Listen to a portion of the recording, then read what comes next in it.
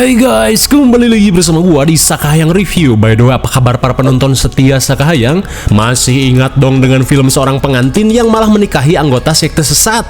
Dan karena dulu sempat Sakahayang bahas, kali ini kita akan melanjutkan sequel keduanya yang berjudul Ready or Not 2 tahun 2026. Oke lah, karena film ini penuh ketegangan, mending kita langsung saja ke pembahasannya. Dan jika kalian suka dengan channel ini seperti biasa, silahkan subscribe aja biar ketinggalan video menarik lainnya dari Sakahayang.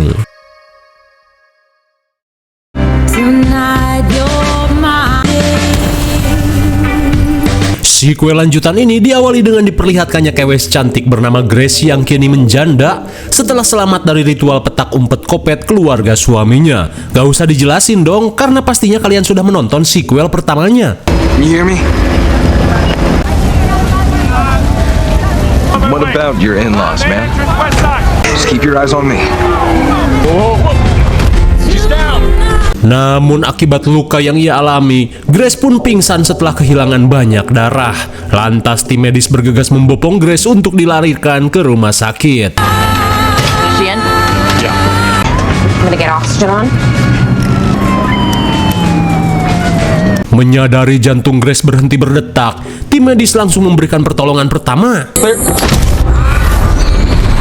In severe shock, multiple lacerations. Hide seat. She's in here! Hail Satan. Untung saja Grace masih mampu untuk diselamatkan dari kematian. Lalu, film Ready or Not 2 pun baru dimulai. Singkat cerita, setelah beberapa hari menjalani perawatan, Grace yang baru siuman seketika panik saat melihat tangannya diborgol di ranjang rumah sakit. Hingga sesaat kemudian, sambil menunjukkan gaun pengantin Grace yang berlumuran darah, Detektif Nick langsung menanyakan apa yang telah dilakukan Grace pada keluarga suaminya. Terlebih dari hasil penyelidikan, gaun tersebut dipenuhi oleh darah para korban. Namun di tengah perbincangan, Grace pun melongo saat melihat kedatangan adiknya yang bernama Catherine. Terlebih sudah bertahun-tahun dirinya lost contact dengan adiknya ini. Dan saat Nick memberi waktu untuk berbincang-bincang, Catherine yang penasaran langsung menanyakan apa yang sebenarnya terjadi pada si kakak hingga babak belur seperti ini.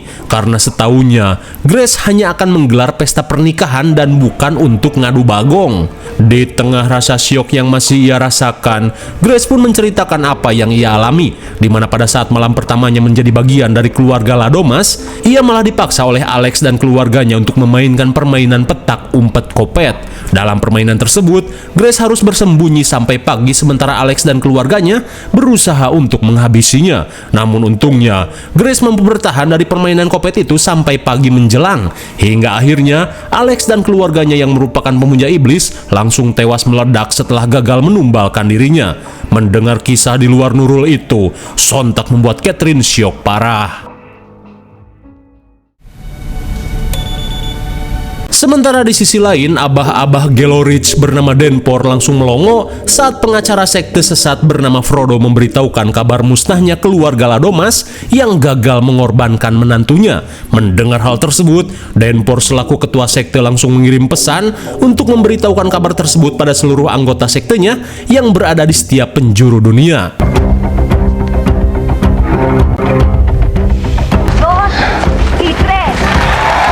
Puta madre.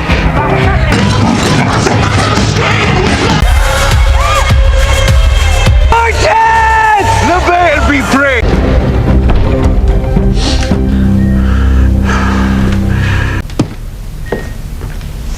Setelah mengirimkan pesan darurat, Denpor langsung menunjukkan cincin kekuasaan pada kedua anaknya. Dan karena menurut aturan, jika salah satu anggota sektenya gagal melakukan penumbalan, si ketua sekte harus log out secara sukarela. Namun Denpor yang tidak ingin kekuasaannya berpindah tangan, langsung memberi wejangan pada Ursula dan Titus agar bisa mempertahankan cincin ini dalam kompetisi perebutan yang akan digelar beberapa hari lagi. Setelah menjelaskan hal tersebut, Denpor meminta kedua anaknya untuk segera menghabisi dirinya. Meskipun ragu, namun ini adalah aturan dari iblis junjungannya.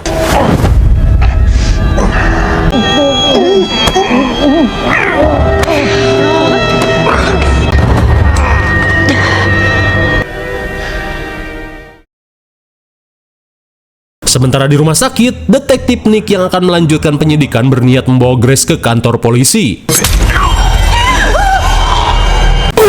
My God, betapa syoknya mereka saat melihat Nick tewas tercucuk kunai. Di tengah kepanikan, Grace yang menyadari si pria misterius merupakan anggota sekte langsung mengajak Catherine kabur. Fuck the rules!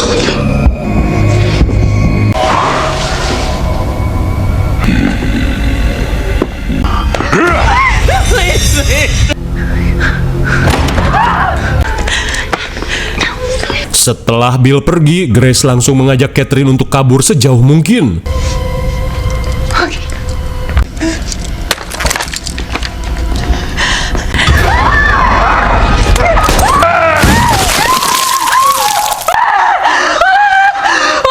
Entah apa yang telah terjadi, Grace dan Catherine syok parah saat Bill tiba-tiba bucat seperti balon hijau. Di tengah rasa syok, Grace yang belepotan bergegas mencari kunci borgol dan berganti pakaian. Namun karena tidak ada lagi, Grace pun terpaksa harus kembali mengenakan gaun kematian bekas adu mekanik.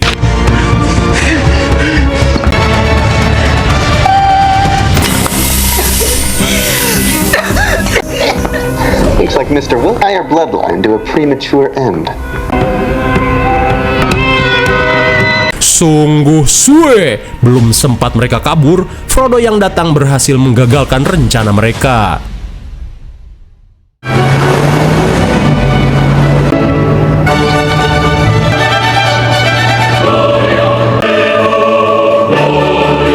Singkat cerita, Ursula dan Titus bersiap menyambut beberapa keluarga anggota sekte sesat yang sesaat lagi akan berdatangan. Oh, yeah. Vamos a liberar. Ursula. Titus.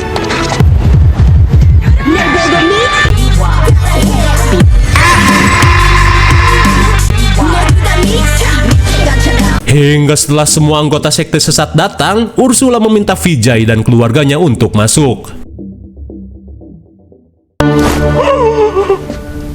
Sebelum memulai perburuan, si Enci yang bernama Cheng seakan tidak percaya saat mengetahui Grace berhasil selamat dari perburuan keluarga Ladomas yang dikenal paling brutal dari seluruh keluarga yang lain.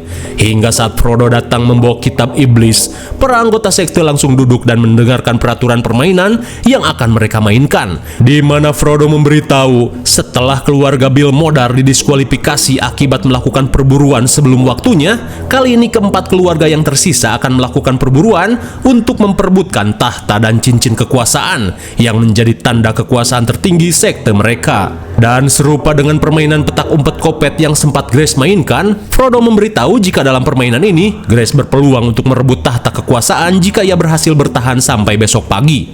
Tak cuma itu, Frodo menambahkan jika pemegang tahta di sektenya secara tidak langsung bisa menjadi seorang elit global yang bisa mengendalikan tatanan dunia. Namun kini, adik Grace pun harus ikut dalam permainan karena terlanjur mengetahui rahasia sekte ini. Dirasa sudah jelas, Frodo langsung meminta Titus dan asistennya untuk membius Grace dan Catherine. No!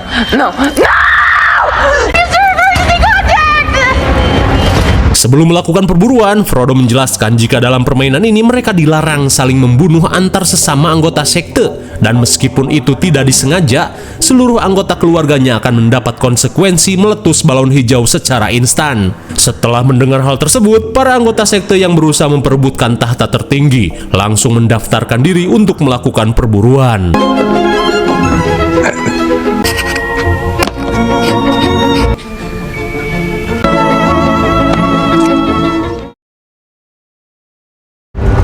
The girl will begin the game. Setelah persiapan selesai, Frodo langsung memberikan ancang-ancang untuk memulai perburuan. Namun saat perburuan dimulai, Ignacio dan Vijay merasa kesal karena keluarga Titus telah mencuri kunci mobil mereka.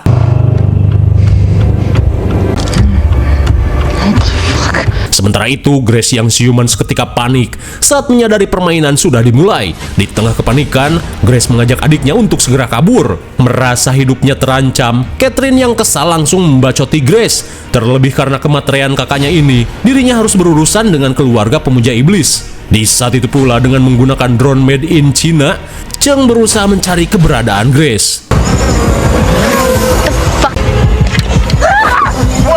Whoa, hold on. There's a way out of this. Oh my Saat posisinya ketahuan, Grace dan Catherine langsung ngabret menuju kebun ruyuk.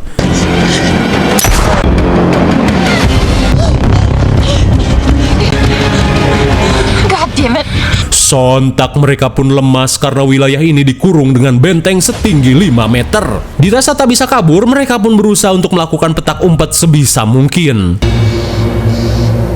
Ow, fuck, can you just slow down? Was in a devil cult?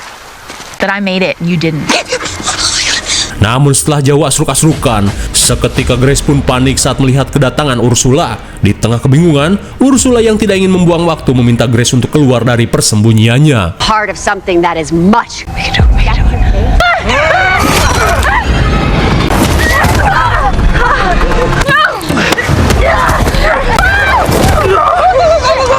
Untung saja mereka masih bisa lolos. Sesaat kemudian, Ursula langsung membacoti adiknya yang malah diayam-ayamin 2 kewes. Sementara itu, setelah berhasil keluar dari hutan, Catherine mengajak Grace kabur ke hotel untuk mencari telepon dan meminta bantuan tentara. Tapi melihat luasnya lapangan terbuka, Grace merasa jika itu adalah ide yang buruk. Dan benar saja, Ignacio yang sedang seseni peran terlihat bersiap untuk menghabisi mereka.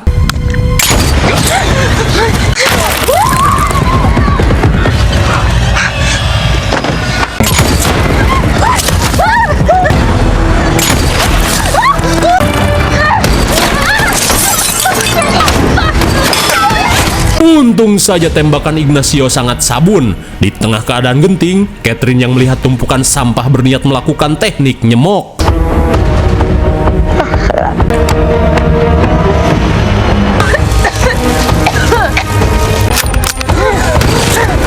Mierda, mierda, mierda. Mierda. Sungguh edan. Tembakan itu malah mengenai gas khusus orang kaya dan meledak dengan dahsyat. Melihat Grace terluka, Catherine bergegas membopong si kakak pergi. Di saat itu pula, Ignacio dan keluarganya panik karena ledakan tadi malah menghempaskan Pijay. Namun seketika mereka merasa lega saat mengetahui Pijay masih hidup. Trail of blood behind. We need to sit down. Sit. Sesampainya di dalam bar, Catherine berusaha untuk mencabut pecahan beling yang menancap di tangan Grace. Finished. I had to drop out. Graduated.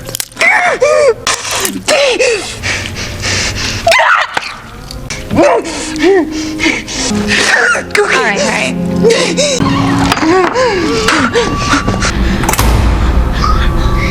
Namun sesaat kemudian mereka pun panik saat melihat kedatangan Vijay Singh.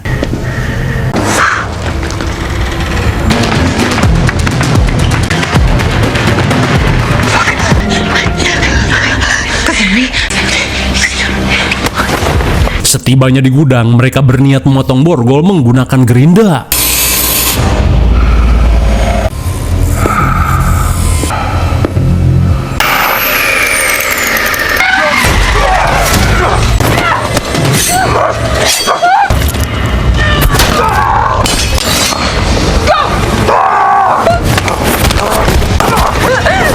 Di tengah situasi genting, Grace yang terpojok berusaha merangkak kabur. Akan tetapi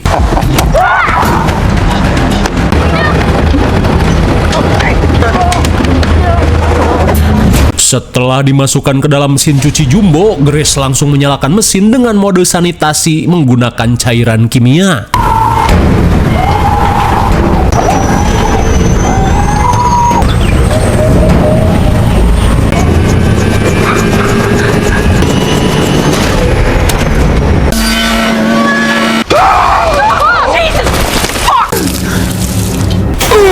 My God, bagaikan sempak rawing. Vijay si paling kopet dengan topeng khasnya harus modar setelah digiling dalam mesin cuci jumbo. Di saat itu pula, Rajan Pajet tak bisa menahan tangis saat melihat kakaknya tewas dalam mesin cuci seperti sempak rawing yang tak berbentuk lagi. Tapi meskipun begitu, Prodo yang tidak ingin ritual perburuan terhenti meminta Rajan untuk menjadi pemain pengganti untuk kakaknya itu. Akan tetapi, Rajan yang kena mental malah menawarkan istrinya untuk menjadi pemain pengganti. Dan saat Frodo menyiapkan surat peralihan kuasa, di saat itu pula Martina yang kesal langsung membacoti suaminya yang tidak punya titit. Namun setelah Rajan menandatangani surat peralihan kuasa, Martina yang tidak ingin dijadikan tumbal tak bisa lagi menolak. I'm not here to hurt you. Kembali pada Grace dan Catherine, sungguh suwe mereka malah dihadang oleh Cheng yang bersenjatakan pedang samurai. Akan tetapi, Cheng yang tidak ingin ada pertumpahan darah memberitahukan cara lain supaya Grace bisa keluar dari situasi ini, di mana ada satu cara, yaitu Grace harus menikahi salah satu anggota sekte. Maka dari itu, Cheng berusaha membujuk Grace untuk menikahi putranya yang blow on. Terlebih menurutnya, hanya itu satu-satunya cara agar mereka bisa selamat dari ritual sektenya. Tapi meskipun begitu, Grace yang tidak ingin sesat langsung menolak. It's not so What's bad. that? What's the usual? Killing innocent people? No. Situasi pun semakin dimeriahkan dengan kedatangan Ignacio yang kekeh ingin menghabisi Grace. Di tengah situasi genting, Cheng meminta Grace untuk menerima tawarannya.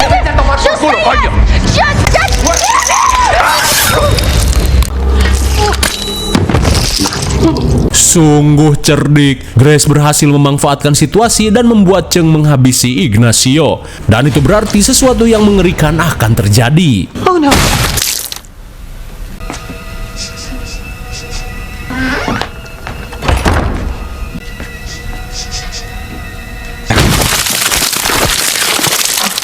Akhirnya, Cheng dan putranya harus tereliminasi akibat tanpa sengaja menghabisi rekannya sendiri. Kemudian, setelah Ignacio tewas, Francesca bergegas melakukan persiapan untuk menggantikan ayahnya. Di saat itu pula, sebelum pergi, Catherine langsung meluting pedang milik Cheng untuk berjaga-jaga. Dan kini, mereka berniat pergi menuju gerbang utama. Sementara di luar, Titus dan Ursula sedang bersiap untuk melakukan penyergapan. Iya. Tanpa diduga, Catherine dan Grace sudah mengetahui persembunyian mereka dan balik melakukan penyergapan. Hingga sesaat kemudian, Grace langsung menanyakan cara untuk membuka gerbang utama. Hingga di tengah adu bacot, tiba-tiba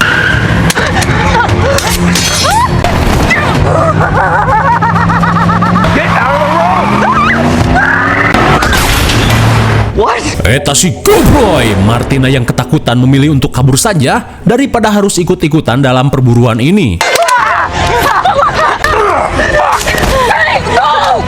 What are you doing?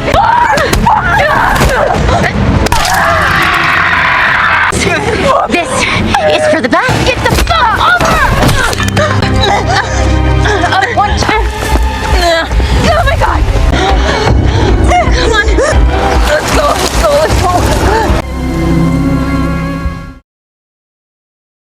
Sementara itu dengan setelan gaun kuntilanak, Francesca yang berusaha menuntut balas bergegas mendaftarkan namanya untuk melakukan perburuan. Come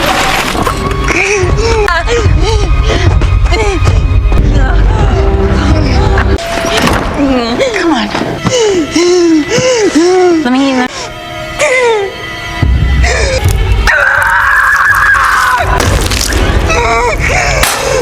Setelah Grace mencabut paku kunti, Catherine bergegas mencari obat penghilang rasa sakit. Hingga sesaat kemudian, Grace yang kesal langsung membacoti adiknya. Terlebih Catherine tidak memanfaatkan kesempatan tadi untuk kabur. Mendengar hal itu, Catherine yang merasa Grace tidak menghargai usahanya akhirnya ngambek dan pergi.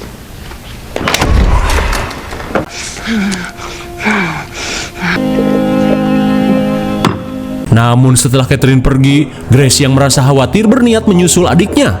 Akan tetapi, Daita si Cowboy, untung saja. Entah hoki atau tolil, basoka yang dibawa Francesca malah kebalik.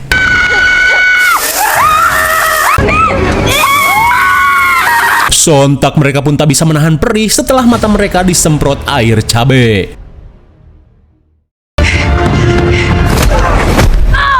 Sementara itu, Titus yang berhasil menghentikan pelarian Catherine mengungkapkan jika Catherine tidak bisa kabur begitu saja.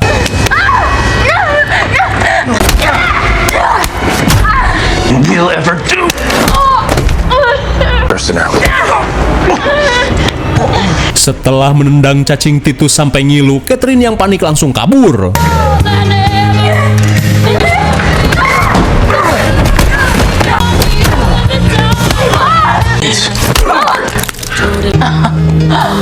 Oh,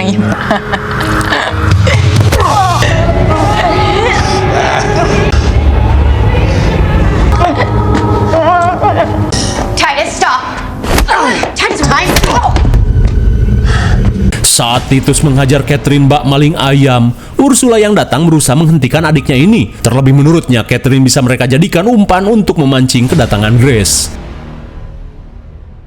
Kembali pada Grace, mereka malah joget musing setelah merasakan perih yang tak tertahankan.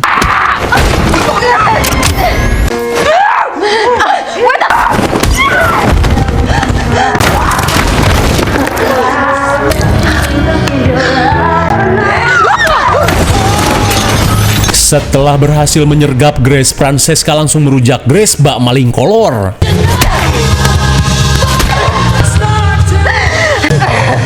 This was my mother's dress, made me happy.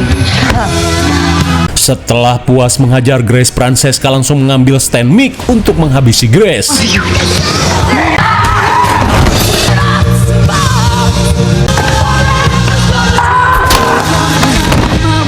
Akhirnya dengan menggunakan organ hajatan, Grace berhasil menghajar Francesca sampai ke lenger. Hingga sesaat kemudian, Grace yang merasa Catherine berhasil kabur bergegas pergi menuju gerbang utama. Akan tetapi setibanya di gerbang, seketika Grace panik saat mendengar suara Titus dari dalam radio, di mana Titus yang berhasil menangkap Catherine meminta Grace untuk kembali ke lobi. Tapi di saat itu pula Catherine yang ripuh meminta Grace untuk pergi.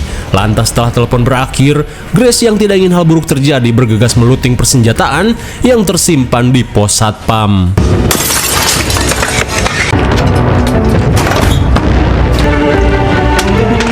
Setelah mendapatkan senjata, Grace bergegas pergi ke lobi untuk menyelamatkan adiknya.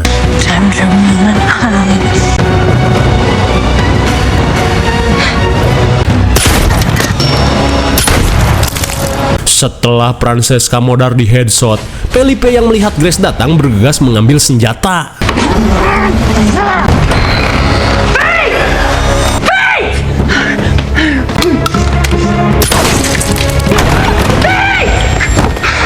Sesampainya di lobi, Grace langsung menanyakan keberadaan Catherine. Akan tetapi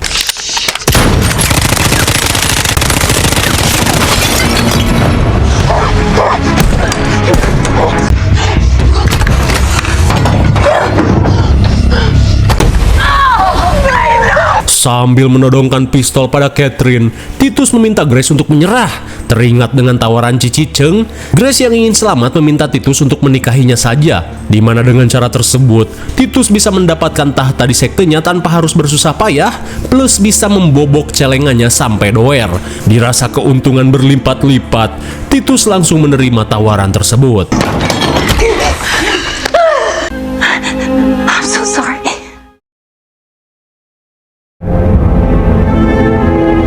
Singkat cerita, setelah Grace didandani hingga kembali glowing, Ursula pun datang sambil membawa 2 gelas awok-awok. Lantas, ia pun berusaha mengingatkan Grace untuk waspada, apalagi adiknya ini terindikasi mengalami ODGJ. Ia pun curiga jika setelah mendapat cincin kekuasaan itu, Titus akan menyingkirkan Grace dan Catherine, atau mungkin saja Ursula sendiri, dimana sejak dulu Titus memang terobsesi menjadi penguasa tunggal. Namun sesaat kemudian, seketika Grace pun panik saat mengetahui Titus menguping percakapan mereka. Di tengah kekesalan, Titus yang muak dengan bacotan Ursula langsung menghabisi kakaknya ini. You always do. Titus, stop, please! Look at me, Grace. You mentioned the rules. Sontak semua orang pun syok parah saat Titus menghabisi kakaknya sendiri. Ternyata peraturan itu tidak berlaku dalam menghabisi keluarganya sendiri. Hingga sesaat kemudian, Titus yang tidak ingin membuang waktu meminta Grace untuk bersiap ke pelaminan iblis. Selang beberapa saat, Grace yang mengenakan gaun hitam terlihat panik karena tidak tahu harus berbuat apa lagi.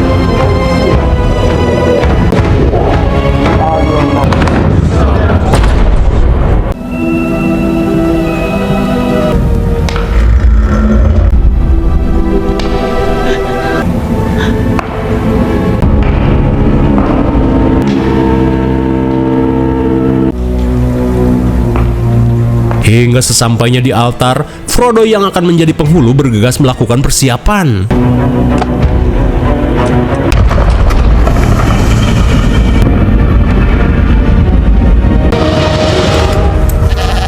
Setelah persiapan selesai, Frodo langsung memimpin akad nikah dengan adat iblis yang terkutuk.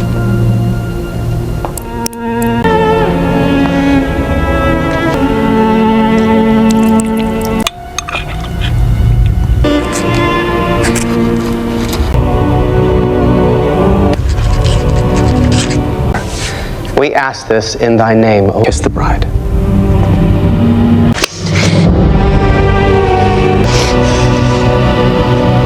Setelah mereka resmi menjadi pasangan suami istri, Frodo langsung menyerahkan cincin kekuasaan ini pada Titus dan menobatkan Titus sebagai ketua sektenya. Hail Satan! Hail Satan!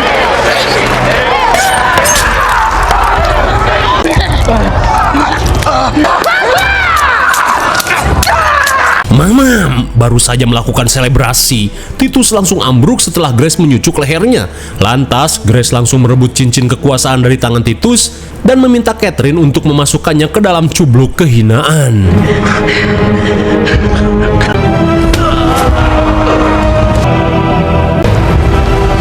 Setelah suaminya tewas, Grace yang kini memegang kekuasaan sekte meminta para pengikut sektenya untuk berlutut.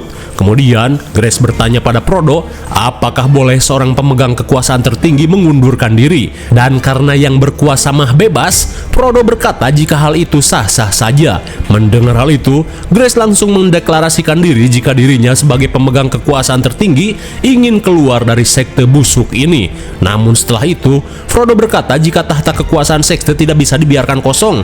Terlebih hal buruk akan terjadi jika tahta tersebut kosong sampai fajar menyingsing. Dirasa Boljuk, Grace terpikirkan ide agar para pengikut sekte memperebutkan cincin tersebut.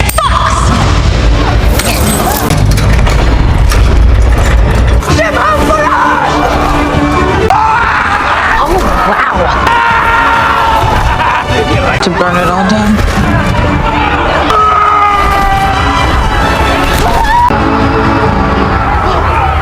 Sungguh cerdik, Grace pun melemparkan cincin tersebut ke dalam cubluk kehinaan supaya diperebutkan para anggota sekte. Dan kini Grace yang telah terbebas dari sekte sesat langsung membawa pergi kambing persembahan untuk disumbangkan ke DKM.